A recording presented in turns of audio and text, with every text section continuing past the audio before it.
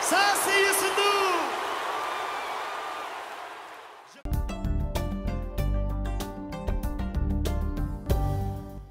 Il est 20h sur les antennes de la Télé Futurs Médias. Mesdames, Messieurs, bonsoir. C'est parti pour le sommaire de cette édition. Des travailleurs de l'aéroport Léopold Sédar Senghor vont marcher ce 9 octobre, ce pour exiger leur transfert à l'aéroport international Blaise Diagne qui va ouvrir ses portes le 7 décembre prochain. Des travailleurs du centre Talibou Dabo en grève ce vendredi pour réclamer de meilleures conditions de travail, entre autres griefs soulevés, vétusté des bus de transport pour élèves, absence de statut pour certains agents. L'invité du 20h, Khady Diop Mbouch, directrice de l'enseignement élémentaire, et c'est pour parler de la rentrée scolaire 2017-2018. Démission de Thierno Bokoum. Omar Sarr, coordonnateur des refondateurs du parti Réumi, regrette et estime que le problème de cette formation politique, c'est Idrissa Seck. Sport éliminatoire mondial 2018, Cap-Vert, Sénégal, premier galop d'entraînement du Lion en terre capverdienne. Vous entendrez dans cette édition notre envoyé spécial à Praia, Cheikh Tidiane Diao. Voilà pour les titres, le développement, c'est tout de suite.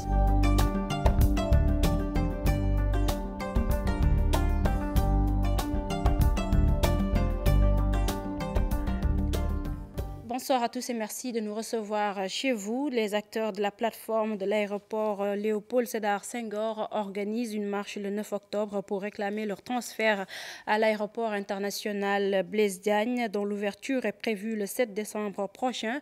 En assemblée générale ce matin, ils se sont quand même félicités des directives du chef de l'État qui a instruit au gouvernement de prendre toutes les dispositions pour un bon démarrage des activités de l'aéroport international Blaise Diagne.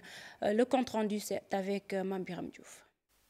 La rencontre se tient au lendemain des instructions faites par le président Macky Sall au gouvernement de prendre toutes les dispositions requises pour l'inauguration et le démarrage effectif de l'aéroport international Blaise Diagne le 7 décembre prochain.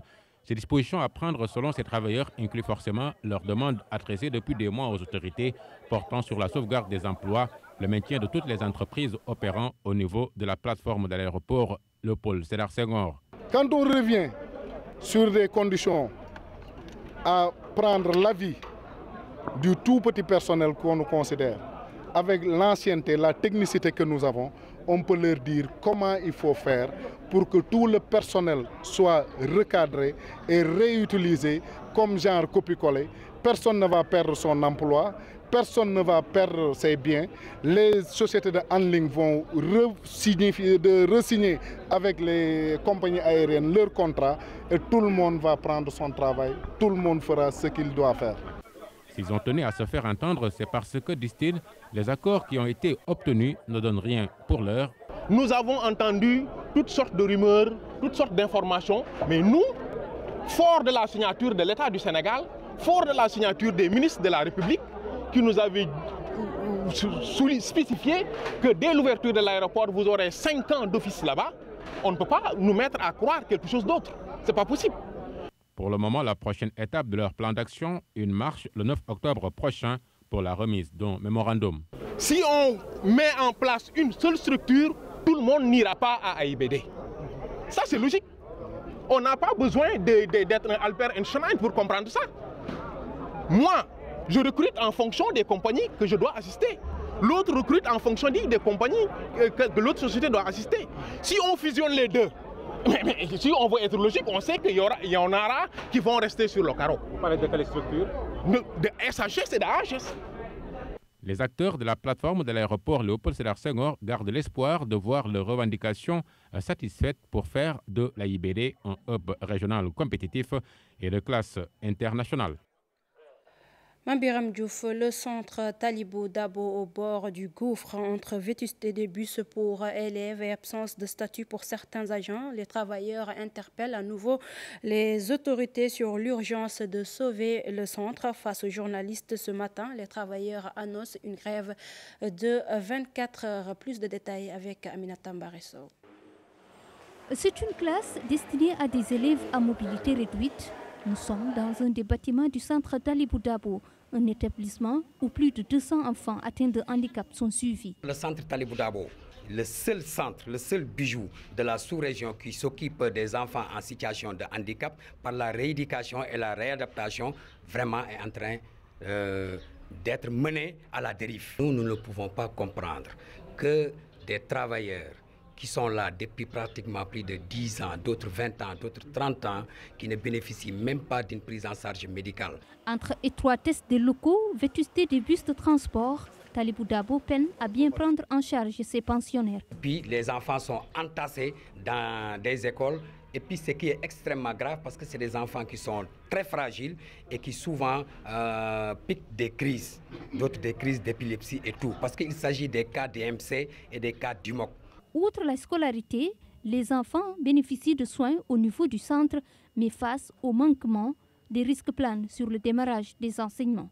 S'il n'y a pas le délai et l'efficacité, l'effectivité des accords, comme demain nous allons déclencher 24 heures de grève renouvelable, si les autorités ne nous donnent pas vraiment une satisfaction, nous allons continuer. Cette énième Assemblée générale des travailleurs, une occasion pour interpeller les autorités publiques sur l'urgence de sauver le centre Talibou Dabo, un sauvetage qui passe avant tout par l'achèvement de ces travaux entrepris depuis plusieurs années, mais également une régularisation de nombreux agents qui travaillent ici depuis plusieurs années sans contrat ni prise en charge sociale.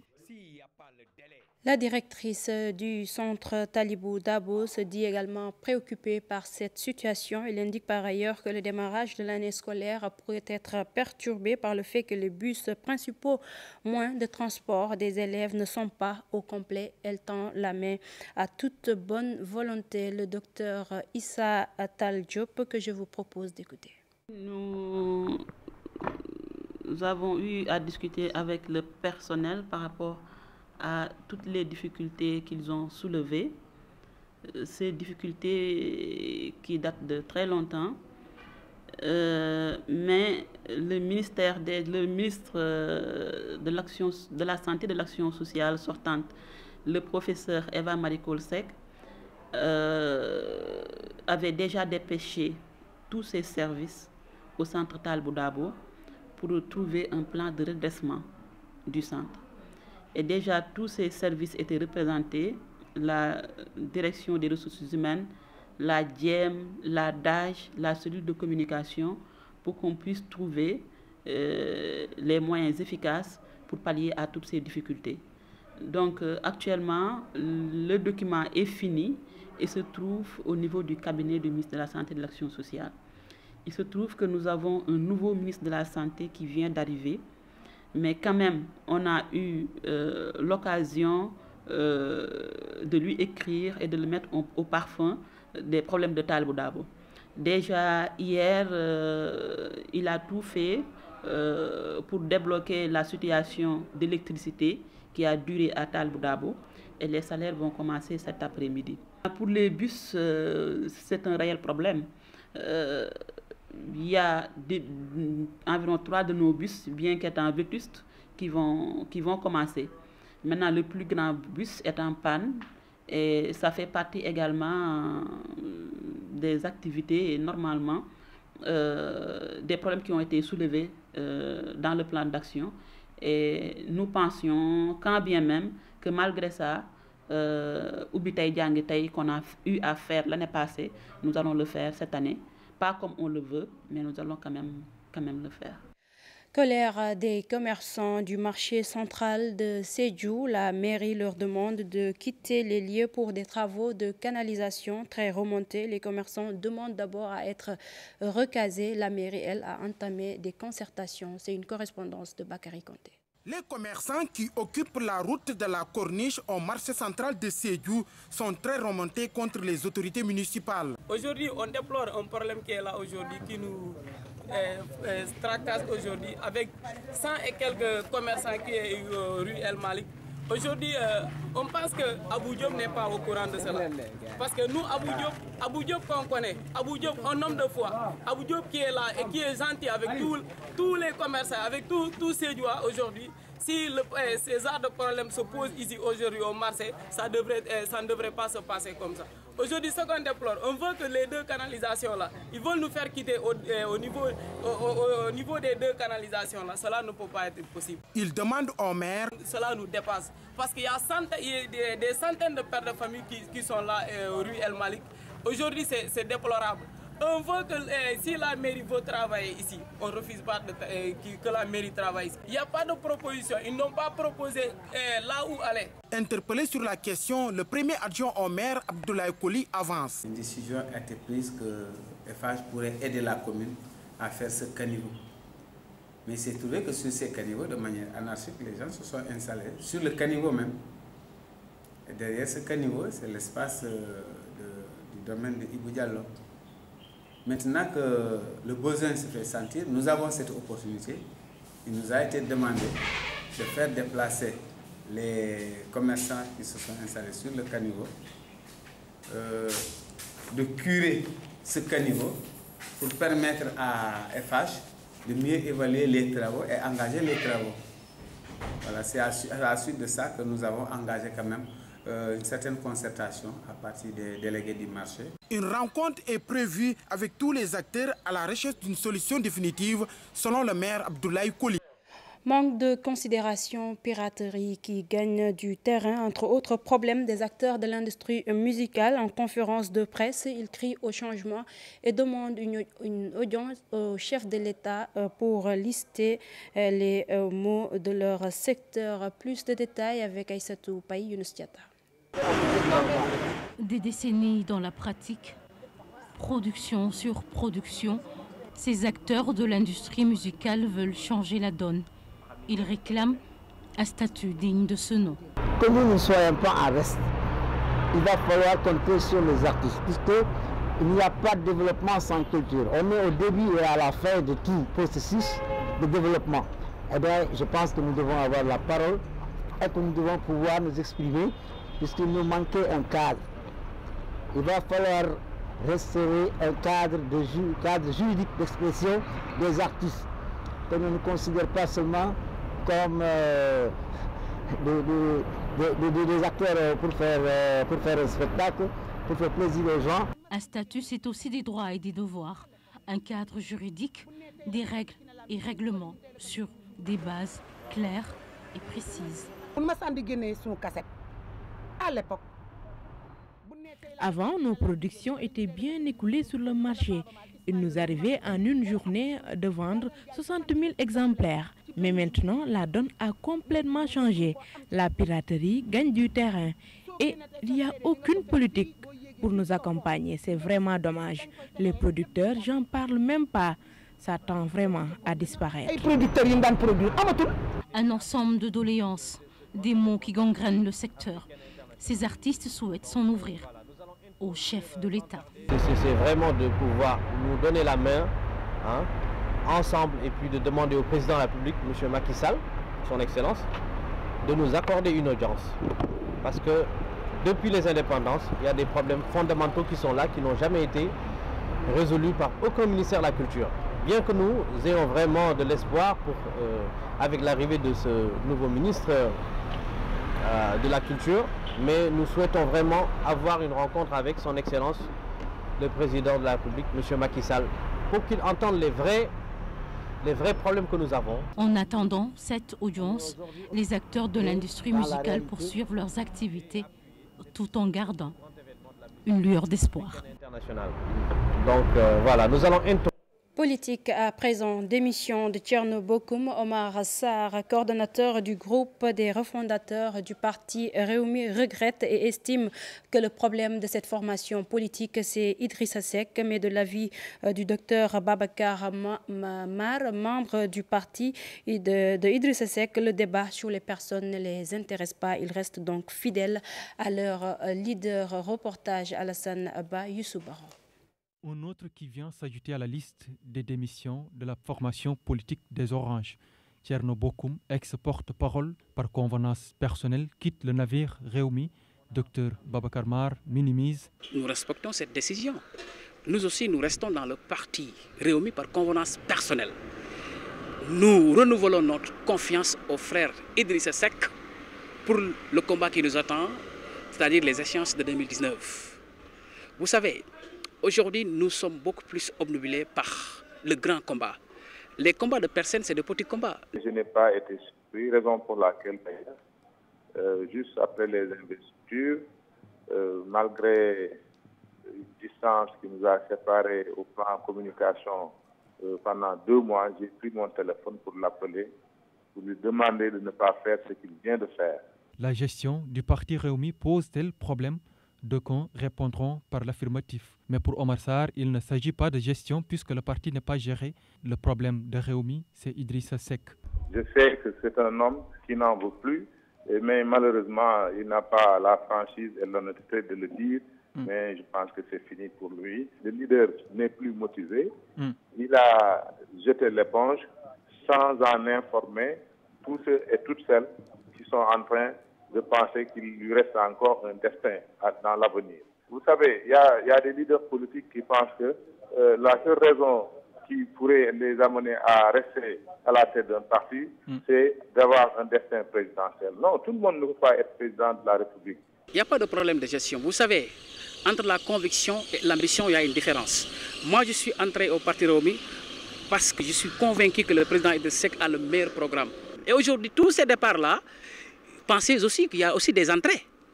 Tous les gens là qui quittent le parti, par convenance personnelle, par je ne sais pas quelle définition, c'est leur problème, parce que nous sommes un parti libéral.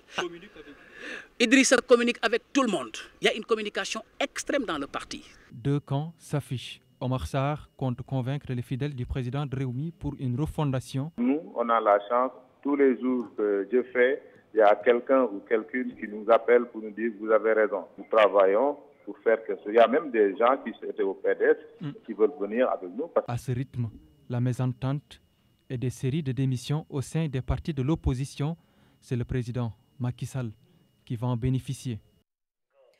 L'opposant mauritanien Babada Abid était absent ce matin à la conférence de presse organisée par son organisme, la conférence de presse que son organisme animé avec Amnesty International pour Seydi Gassama. C'est pour des raisons diplomatiques qu'il n'était pas là. Je vous propose de l'écouter. Seydi Gassama, il est au micro de Cheikh Hassan Affal. La conférence de presse de ce matin, nous devrions l'animer avec Biram Ould Abid de IRA, qui est une ONG mauritanienne qui travaille sur la question de l'esclavage.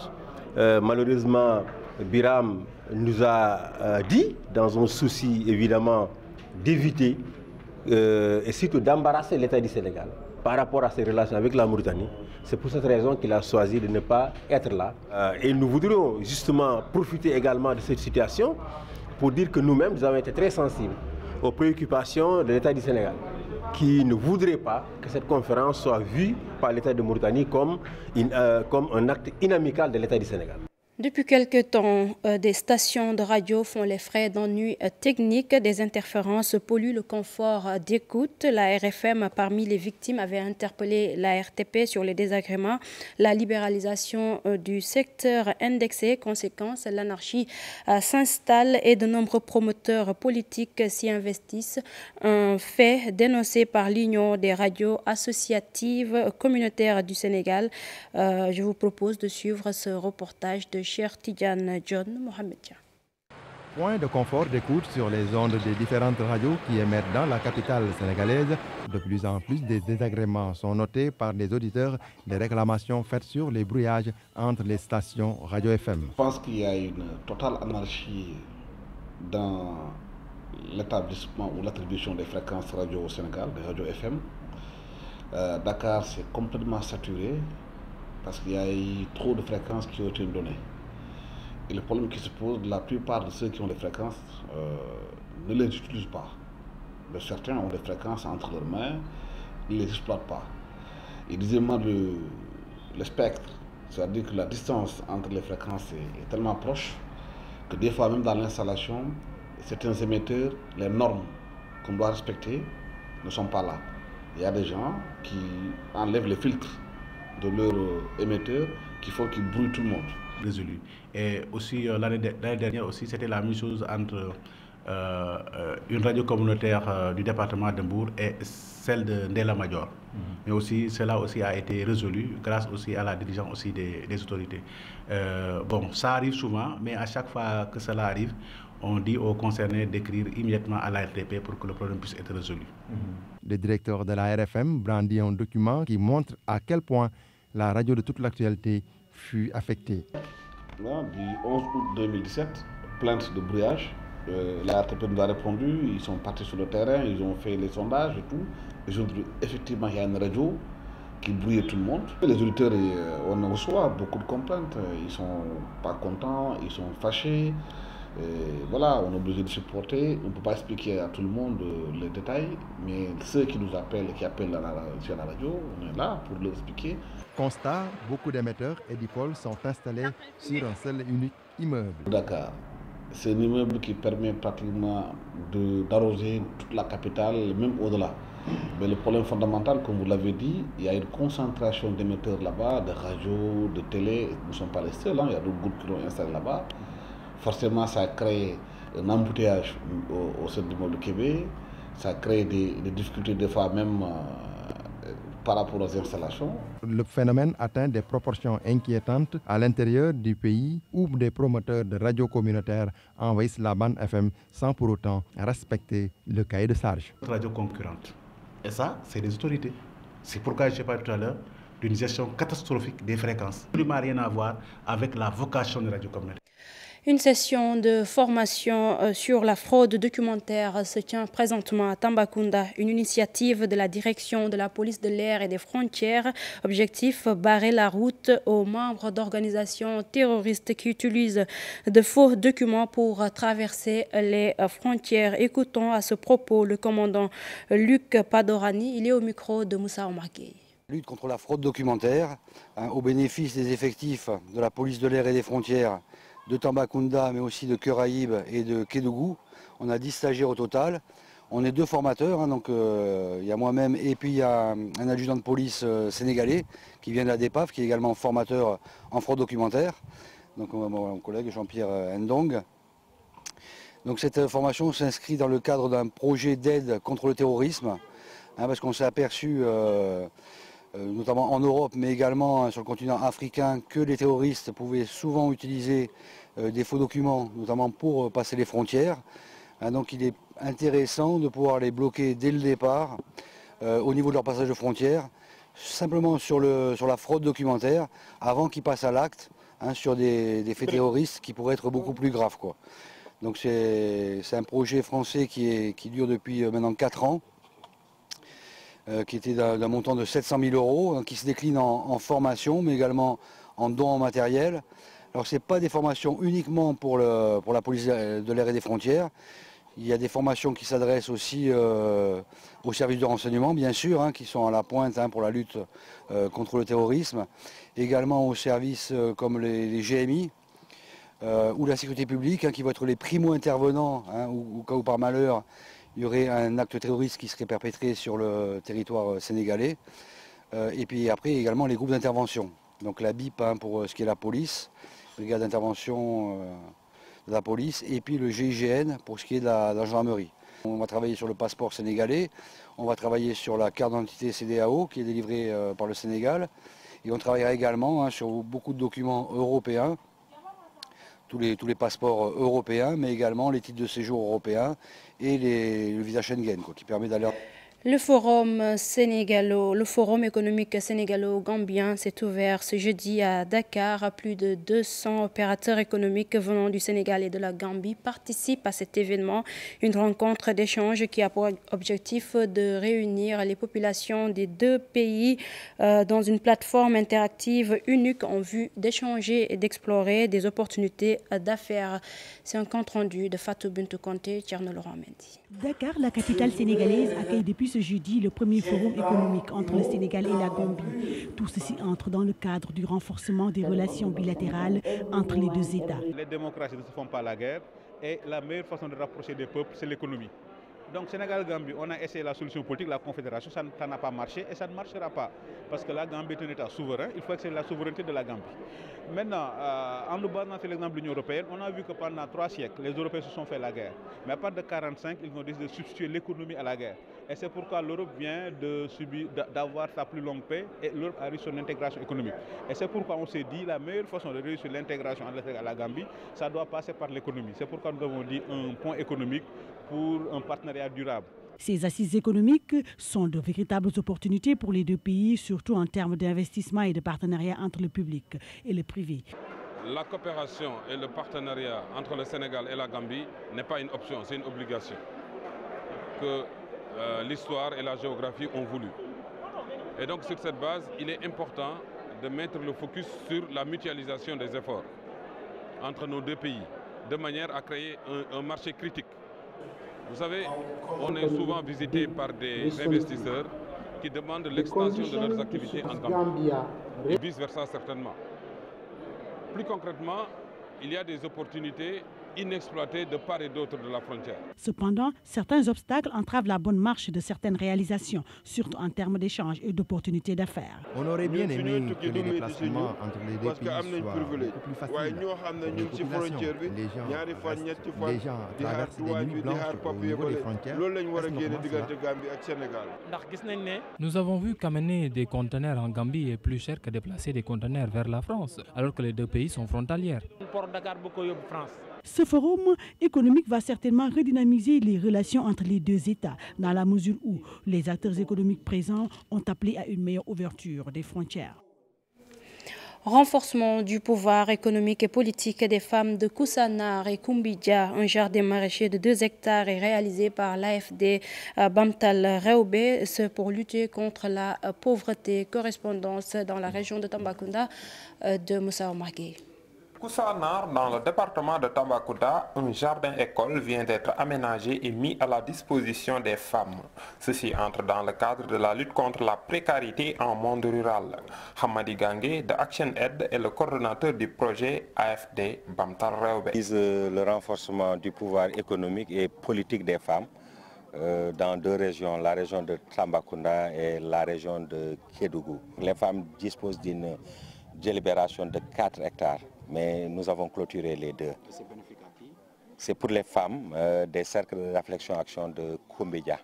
Un laboratoire qui nous sert vraiment à faire la promotion de l'agroécologie, qui est vraiment un des piliers de l'Action Aid. Et aussi nous avons l'arboriculture fruitière, gombo, le bissap, l'aubergine douce, l'aubergine amère. Donc nous avons ces spéculations pour le moment parce que ce sont ces spéculations qui cadrent avec la saison. Pour rappel, les femmes de la commune de Bala, dans le département de Goudiri, sont les premières à avoir bénéficié d'un jardin-école qui renferme à la fois la pisciculture, l'aviculture et le maraîchage. Alioune Badara Diop est le nouveau directeur général de l'Office des lacs et cours d'eau du Sénégal. L'ex-patron de l'Office national de l'assainissement du Sénégal a décliné les objectifs qui lui sont assignés, la protection des lacs contre la pollution et la revitalisation des anciens lacs et cours d'eau, entre autres points soulevés. Aliou Diop, que je vous propose d'écouter au micro de notre correspondant Seynou Diop. Le challenge, comme je l'ai dit, c'est d'abord mettre en place cette structure.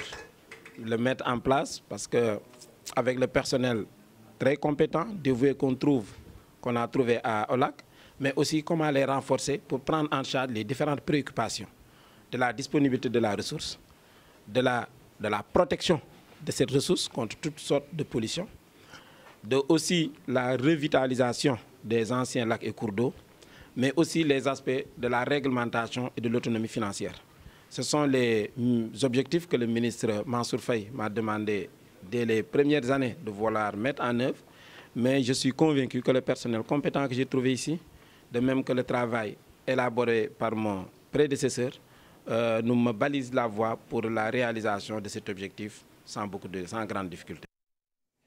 Sport éliminatoire mondial 2018 Cap-Vert-Sénégal. Le match est prévu ce samedi 7 octobre. Vous le savez, Cheikh Tidiane Diao est à Praia pour suivre cet événement pour nous. Un match très important pour les Lions, les poulains d'Aliou Cissé qui ont effectué leur premier galop d'entraînement en terre capverdienne cet après-midi. Cheikh Tidiane Diao que vous entendrez certainement dans nos prochaines éditions. La Fédération sénégalaise de surf compte organiser le championnat mondial de cette discipline en septembre 2018. Ici même à Dakar, en conférence de presse, les responsables espèrent travailler avec l'État du Sénégal pour une réussite de cet événement. Compte rendu de cette conférence de presse avec Habib Faye Mardia. Le Sénégal veut conquérir le monde du surf. Un championnat du monde va être organisé sur les côtes nationales. Cependant, la fédération a besoin d'un budget de 300 000 €. À partir de 2020 et 2021, moi je vous ai dit, si vous arrêtez l'Africa Tour, si vous voulez que j'arrête cette année, vous mettez un QS au Sénégal. Qu'est-ce qu'ils m'ont répondu? Est-ce qu'aujourd'hui, vos autorités vont mettre les moyens qu'il faut pour le QS? J'ai dit, nous, jusqu'à maintenant, on a fonctionné avec nos propres moyens pendant 9 ans. Donc c'est ça que vous avez vu, c'est ça que vous avez apprécié. Ça veut dire qu'il vient, on le fait, il ne vient pas, on le fait. 360 athlètes vont être accueillis à Dakar en septembre 2013 pour le championnat du monde de surf. Maintenant, le Sénégal a la possibilité d'accueillir une des plus grandes compétitions du monde. Et cet événement va amener plus de 360 athlètes. Entraîneurs, women and boys. Nommé manager général du World Surfing League, Omar Sey, vice-président de la Fédération sénégalaise de surf, compte travailler avec l'État du Sénégal pour la réussite du championnat. Mais la Fédération sénégalaise ne peut pas faire ça toute seule. Il faut le ministre des Sports, le ministre de l'Environnement, le ministre du Tourisme. Main dans la main, on réussit ce challenge. Je ne suis pas nommé pour éternel, je suis nommé pour 2 ans. L'Afrique du Sud et le Maroc sont les meilleurs surfeurs en Afrique. Aujourd'hui, le Sénégal compte concurrencer ces deux nations. Cependant, la Confédération africaine de surf sera mise en place à partir de novembre 2017 à Rabat au Maroc pour permettre aux pays africains de mieux concurrencer les autres pays du surf.